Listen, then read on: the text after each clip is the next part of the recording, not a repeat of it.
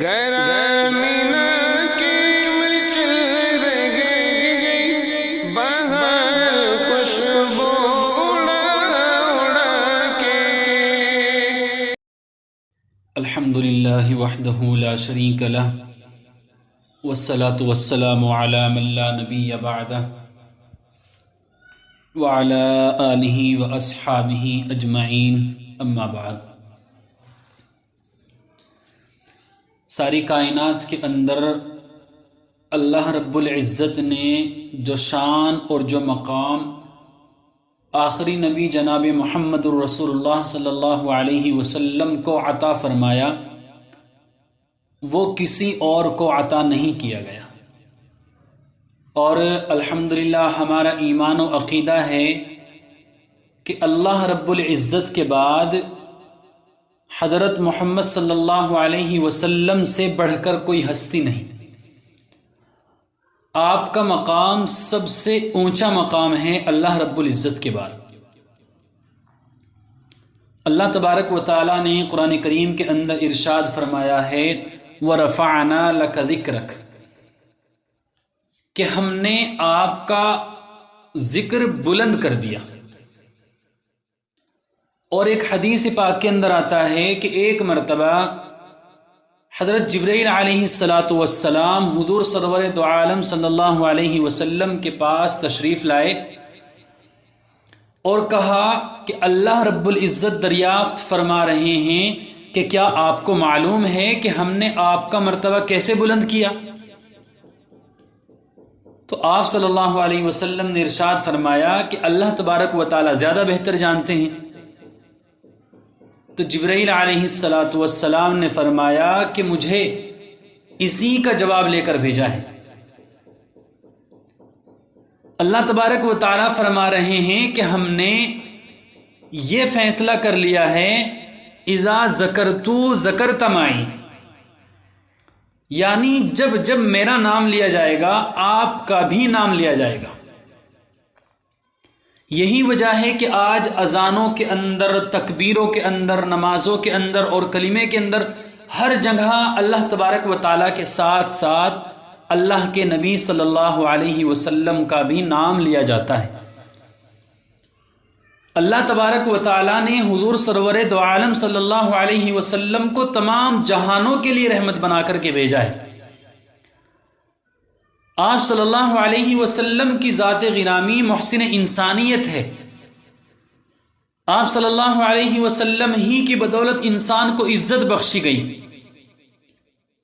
آپ صلی اللہ علیہ وسلم ہی کے ذریعے بھٹکی ہوئی انسانیت راہ راست پر آئی۔ آپ صلی اللہ علیہ وسلم ہی کے ذریعے سے انسانوں نے اپنے خدا کو جانا، اپنے خدا کو پہچانا اور اپنے خدا کی عبادت کی۔ آپ صلی اللہ علیہ وسلم ہی کے ذریعے دنیا کے اندر امن و امان اور انصاف قائم ہوا۔ آپ صلی اللہ علیہ وسلم ہی کے ذریعے دنیا سے قتل و غارت اور ظلم و بربریت کا دور ختم ہوا۔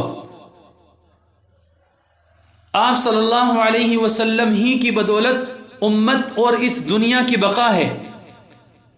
آپ صلی اللہ علیہ وسلم ہی کی بدولت آخرت کی کامیابی ملے گی، اور آپ صلی اللہ علیہ وسلم ہی کی شفاعت کی بنیاد پر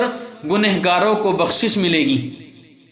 اور آپ صلی اللہ علیہ وسلم ہی روز محشر جام کوثر پلائیں گے، اور آپ صلی اللہ علیہ وسلم ہی کے جھنڈے تلے امان ملے گی۔ تو جس نبی کے صدقے میں اللہ تبارک و تعالی نے ہر چیز عطا فرمائی، اور جس نبی کے صدقے سے دنیا اور آخرت کی کامیابی ملنی ہے، آج اسی نبی پر کچھ بدبخت اور ظالم قسم کے لوگ اعتراض اٹھا رہے ہیں۔ اور ہمارے نبی صلی اللہ علیہ وسلم کی تعلیمات یہ ہیں کہ کسی کافر و مشرک کو، حتیٰ کہ ان کے معبودان باطلہ کو بھی بلا وجہ برا نہ کہو۔ لیکن آج کچھ جاہل اور گندی ذہنیت کے لوگ حضور سرور دو عالم صلی اللہ علیہ وسلم پر اعتراض کر کے مسلمانوں کے ایمانی جذبے کو مجروح کر رہے ہیں۔ لیکن میرے اللہ نے، میرے آقا کو وہ شان عطا فرمائی ہے کہ کسی بدبخت کے ان پر ایک حرف بھی بولنے سے میرے آقا کی شان میں ذرہ برابر بھی کمی نہیں آئے گی، سوائے اپنی عاقبت تباہ و برباد کرنے کے یہ لوگ کسی کا کچھ نقصان نہیں کر رہے ہیں۔ پہلی بات تو یہ یاد رکھے کہ جب حضرت عائشہ رضی اللہ عنہا کا نکاح حضور صلی اللہ علیہ وسلم سے ہوا، اس وقت حضرت امی عائشہ رضی اللہ عنہا کی عمر 6 سال تھی، اور جب رخصتی کر کے حضور صلی اللہ علیہ وسلم کے گھر آئی تو اس وقت حضرت امی عائشہ رضی اللہ عنہا کی عمر 9 سال تھی۔ ولیکن حضرت امی عائشہ رضی اللہ عنہا نے نہ اشارتاً نہ دلالتاً کبھی کوئی ایسا حرف نہیں کہا جس سے کہ یہ ظاہر ہو کہ نعوذ باللہ ثم نعوذ باللہ میرے ابا حضرت ابو بکر اور میری اماں نے میرے ساتھ زیادتی کی کہ میرا نکاح حضور سے کر دیا، بلکہ حضرت عائشہ رضی اللہ عنہا تو اس نکاح سے اس قدر خوش تھیں کہ اس نکاح کو اپنے لیے سعادت سمجھتی تھیں اور ہمیشہ اپنی قسمت پر ناز کیا کرتی تھی، اور حضور سرور دو عالم صلی اللہ علیہ وسلم کے ساتھ وہ ازدواجی تعلق قائم کیا کہ آج تک دنیا اس کی مثال پیش نہ کر سکی اور نہ قیامت تک کر سکے گی،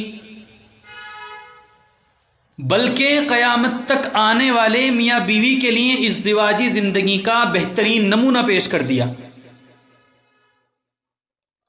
تو جب حضرت عائشہ رضی اللہ عنہا اس نکاح سے اس قدر خوش ہیں، اور جب حضرت عائشہ رضی اللہ عنہا نے ایک حرف بھی اس نکاح کے خلاف نہیں کہا، تو آج 1400 سال کے بعد کسی ظالم کو یہ حق کیسے حاصل ہو سکتا ہے کہ وہ میرے نبی کی شان میں اعتراض کرے، میرے نبی کی ذات پر اعتراض کرے؟ اور دوسری بات یہ ہے کہ حضور اقدس صلی اللہ علیہ وسلم کے زمانے میں جو حضور صلی اللہ علیہ وسلم کے یا صحابہ کرام رضی اللہ عنہم اجمعین کے دشمن تھے، جیسے یہود تھے، منافقین تھے، کفار مکہ، مشرکین مکہ تھے، وہ حضور صلی اللہ علیہ وسلم کے اور صحابہ کے اتنے بڑے دشمن تھے کہ ہر وقت اس تلاش میں رہتے تھے کہ کسی طرح ہمیں محمد کے بارے میں یا صحابہ کے بارے میں کوئی ایک ایسی بات مل جائے جس سے کہ ہم محمد کو اور صحابہ کو نعوذ باللہ بدنام کریں۔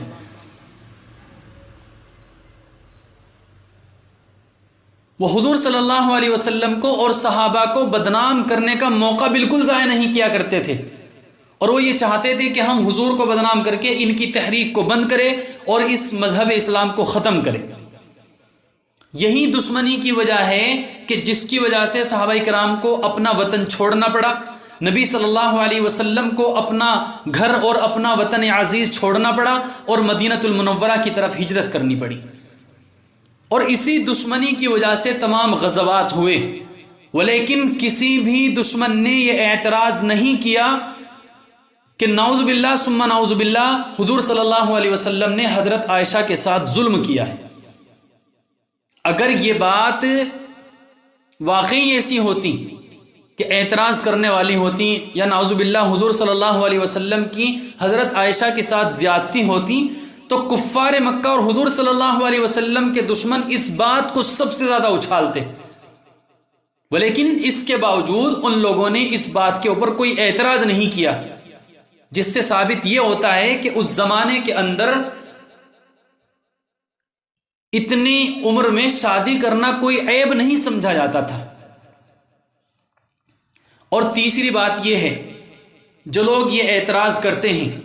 اگر وہ ذرا تاریخ کا یا اپنے مذہب کی کتابوں کا مطالعہ کرے تو ان کو معلوم ہوگا کہ اس اعتراض کی کوئی حقیقت ہے ہی نہیں۔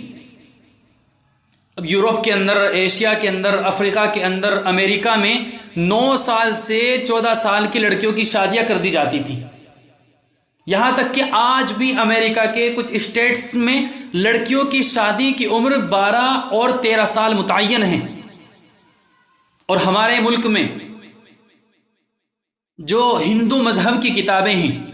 اگر آپ ان کتابوں کا مطالعہ کریں، اور جو لوگ یہ اعتراض کرتے ہیں کہ اگر وہ اپنے مذہب کی کتابوں کا مطالعہ کرے تو ان کو معلوم ہوگا کہ ان کے مذہب میں کیا کچھ ہے۔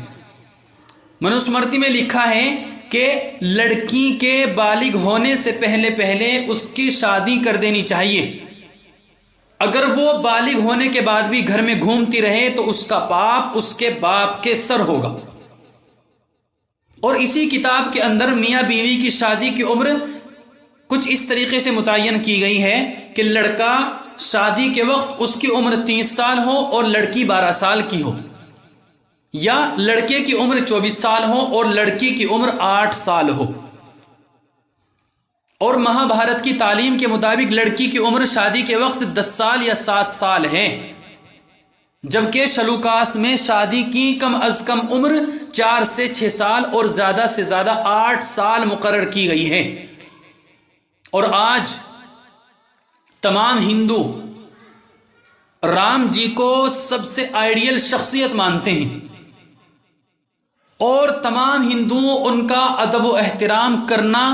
اور ان کی عزت کرنا اپنے لیے باعث شرف سمجھتے ہیں۔ اگر آپ ان کے بارے میں پڑھیں اور ان کے بارے میں اگر آپ جانیں تو رامائن سے پتہ چلتا ہے کہ جب رام نے سیتا سے شادی کی تو اس وقت سیتا کی عمر صرف 6 سال تھی۔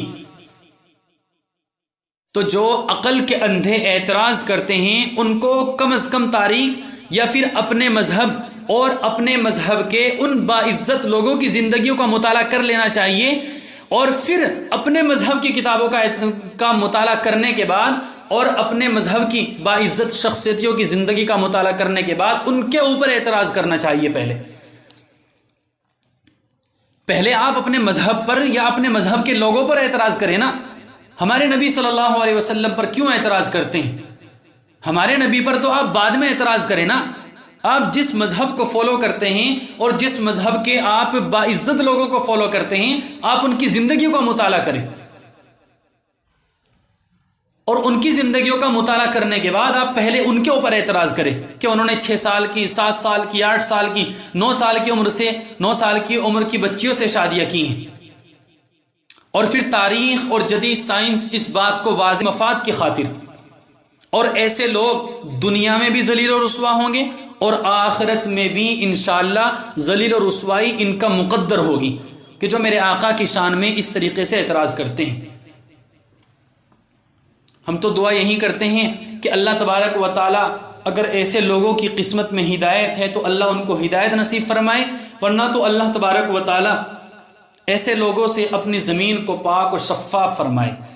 اور دعا کرنی چاہیے کہ اللہ تبارک و تعالی ہم سبھی کو آقا کا پکا سچا عاشق بنائے اور ناموس رسالت پر اپنا سب کچھ قربان کرنے والا بنائے۔ وآخر دعوانا الحمدللہ رب العالمین۔